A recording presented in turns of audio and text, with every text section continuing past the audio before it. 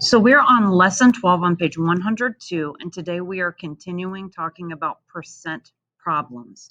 We're talking about simple interest on page 102. So our question says Joshua borrowed $300 from his older sister to buy a bike. He promises to pay the total amount plus 5% simple interest in 1 year. How much will Joshua pay back in all? So interest is something that you will see a lot. You might see it in credit cards, bank loans, or if you are investing in something. So interest is more money that you will either pay or more money that you will pay back. So in our picture, in the tape diagram, it has a visual so you can see what's going on. So he's borrowed $300, but then he has to pay back the $300 and the interest amount for 1 year. And then the model it's showing you an equation way to solve it.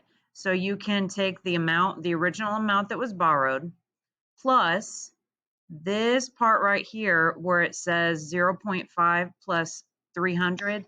That is one way to solve a percent problem, equals the total amount you can pay back. So when you solve a percent problem, I'm going to show you two ways. This way right here, the 0.05 times 300, this is called the equation. In an equation, you take the percent that you have, so it was 5%, but then you have to move the decimal point to turn this percent into a decimal. So you always move the point 2 times. That's where the 0.05 came from. That is the 5%. But you have to turn it into a decimal before you're allowed to multiply by it. So whenever you are finding a percent using the equation, you'll turn it to a decimal and then multiply by the whole number. The way I like better is actually called the percent proportion. Do write this down at the bottom of page 102. So in the proportion way, it's going to be the part over the whole equals the percent over 100. So the way percentages work is 100%, that's the entire thing. Like extra credit, if you got 110% of something, that would be the whole thing plus more. So in our question here, the 100 stays the same. Our percent sign was with the 5. So the 5% would be what goes over the 100. And then the $300, that's our whole amount. And then the interest is what we're looking for. So I'm going to put a variable there because that's what we're trying to find.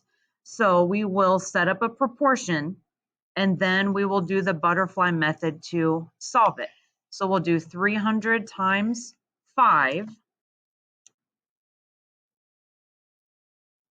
So 300 times 5, we get 1,500.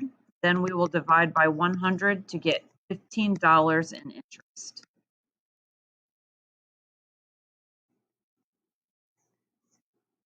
If you were answering, or if you had solved it this same way, 0.05 times 300, you still would have gotten that the total, sorry, not the total amount, the interest, so not the whole thing, it's the interest, is $15. And then we are going to eventually, later on in the problem, add that into the 300.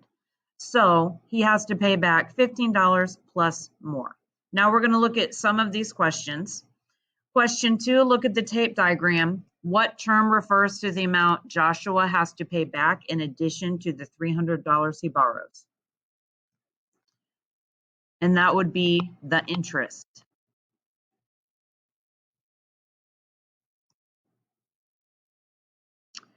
Question 3 says, what is the interest rate in the tape diagram? And that would be the 5%. And we already talked about this. In the tape diagram, they used 5%, but in the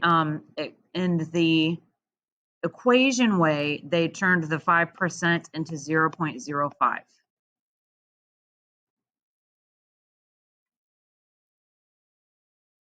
So question 4, look at the equation. What does the 0.05 times 300 represent? That will give you how much interest he will have to pay back.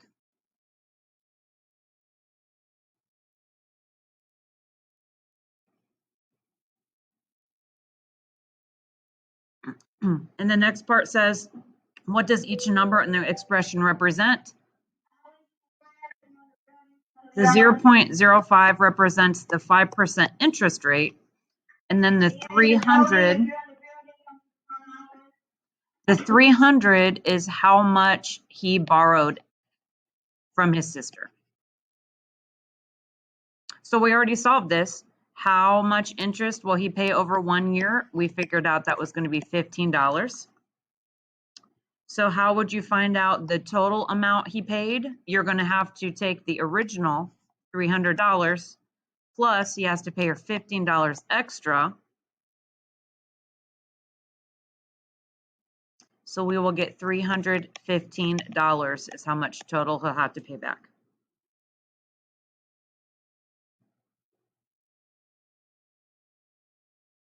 And then question 7, describe how to find the total amount to pay on a loan when paying simple interest.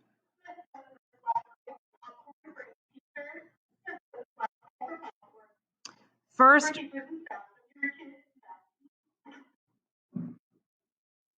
find the percent of the money borrowed.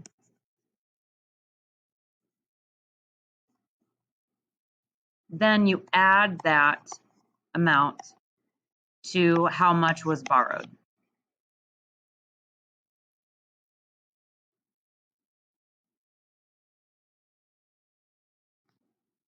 Now try question 8 and 9. You can do either the equation way or the percent proportion way. I did the proportion way for both, so check your work with mine. For number 8, you should have gotten $57.60 in interest, and then added that to the $720 to get $777.60. And then number 9, 400 plus $6 in interest, you should have gotten $406.